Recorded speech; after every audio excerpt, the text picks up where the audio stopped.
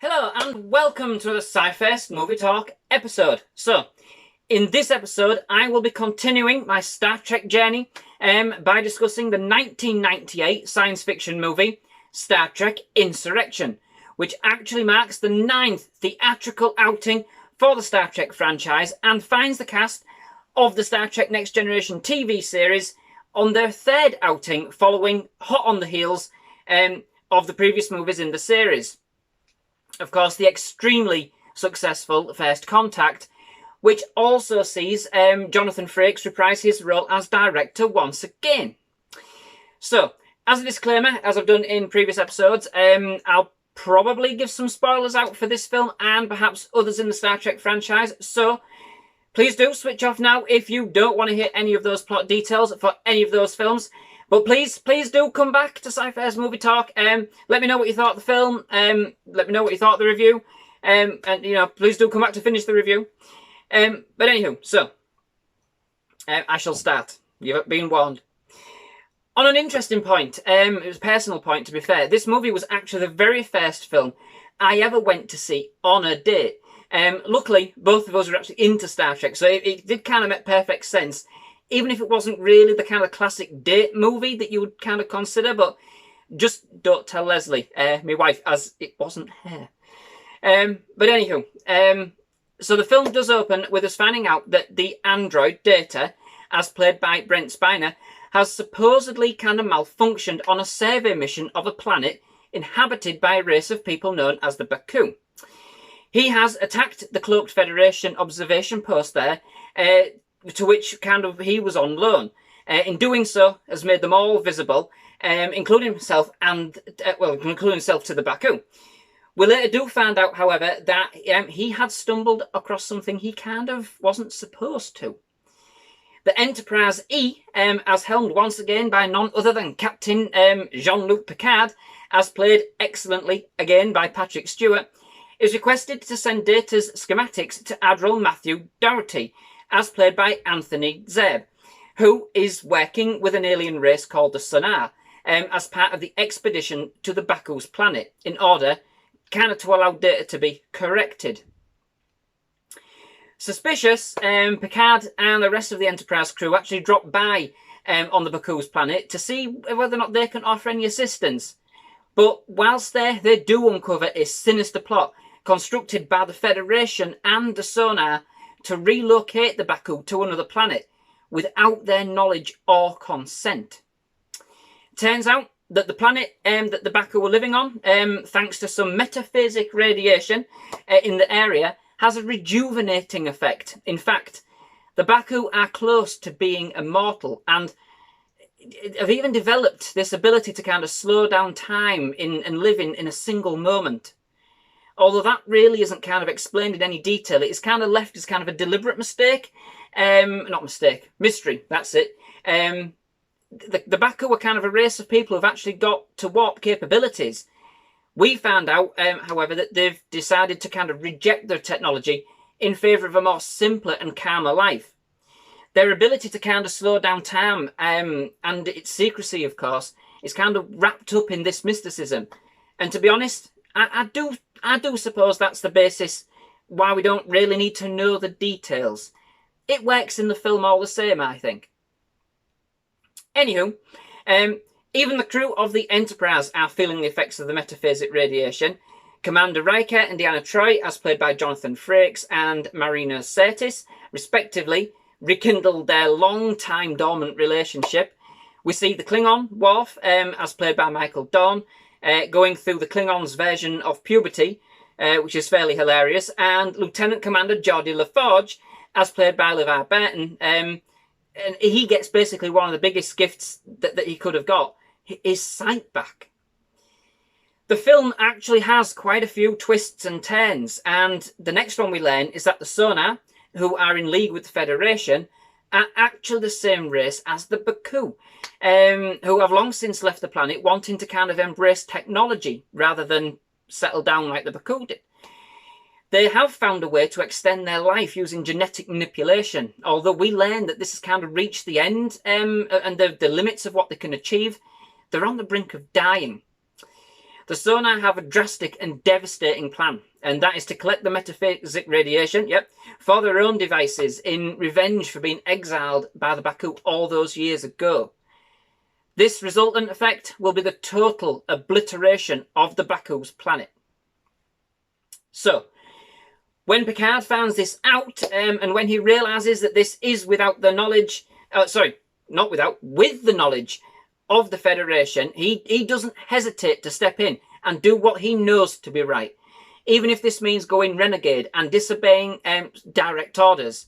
A sentiment that his crew are very eager to follow, not willing to pay the ultimate price for the gifts they've been given. Not only are they prepared to be court-martialed for what they believe in, but they are prepared to die for it too, which makes them a formidable foe and a formidable force to be reckoned with. So, now that's the waffle. Now, I think sometimes this film can get a bit of a bad rep. You can see that following the success of First Contact, it was always going to be hard. And I must admit that when I was younger, when the film sort of first came out, I expected more. But after watching the film again for this review and almost back to back with First Contact, I must say that whilst I still stand by the fact that I feel First Contact is the best next generation Star Trek overall, Insurrection is simply excellent at Star Trek movie in its own right, and fantastic sci-fi to boot. So don't be blinkered by First Contact and view this film in its own merits, and I think you will be pleasantly entertained. Insurrection does see the cast of the Next Generation series kind of let their hair down, and quite literally, in the case of Worf, and have kind of real good fun with their roles, which certainly shows in the on-screen chemistry between the crew. You can tell that they really are enjoying themselves and are relishing every minute of playing these characters once again, with some fantastic character development and insight from each of the cast members. In fact, this movie sees, in my opinion, more from each of the respective characters than any other in the series so far. It is a very kind of character-centric movie, and more focused on an intriguing story, I thought, rather than outright action. But that isn't to say that it doesn't have any. It's laden with it. The film has a very, very playful feel right from the start, with a real kind of great introduction and overall musical score, once again provided again by Jerry Goldsmith, which in true Goldsmith fashion manages to set the scene of the movie extremely well, whilst providing the viewer with a real sense of grandeur and intrigue they have come to expect from the Star Trek scores and franchise. Apologies. However, although quite fun in its tone, overall the movie does have some real serious and dark undertones, examining the ethics of the forced relocations of the Baku and its relevance to similar events in our own history. The subtleties of the Prime Directive, given that the Baku were not technically indigenous to the planet, they habit and indeed have advanced technological capabilities. They examine how far the Federation has started to go to be willing to forget the ideals on which it was formed. Indeed, if the Federation were okay with what they were doing, why all the secrecy? Special effects wise, they are simply excellent. Now, what I would state is that I believe that this was the very first Star Trek to actually use fully computer-generated ships. No more are the fantastically exquisite and detailed models used in like they did in the early movies, which I can't deny.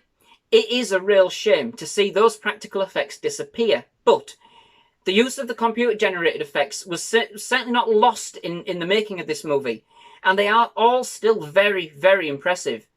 With the use of kind of such special effects opening up new doors for the film's creators, allowing them to be more adventurous with the epic scenes and some simply stunning shots of the Enterprise E, the sonar ships, and in fact, indeed the surrounding space itself. You can certainly tell that they were flexing their new muscles in the creation of this film with respect to the special effects. The end climatic scene is particularly impressive. The film also sees the welcome return of the classic Star Trek double-cross manoeuvres, which I won't quite say what they are, but when they happen, you will not be disappointed. Of course, if you have seen the movie, you will of course know what I mean. Overall, the film is an excellent addition, in my opinion anyway, to the Star Trek movie series. And perhaps, I think, a very underrated gem. It is focused strongly on developing the story and allows the characters kind of to shine through like never before, expanding on their individual stories whilst at the same time contributing to the film as a whole. With some simply outstanding performances, that's what I was going to say, from all of its cast members, especially Patrick Stewart, who, again, in my opinion, is not only on top form, but once again is perhaps in his best take as the famous Enterprise captain.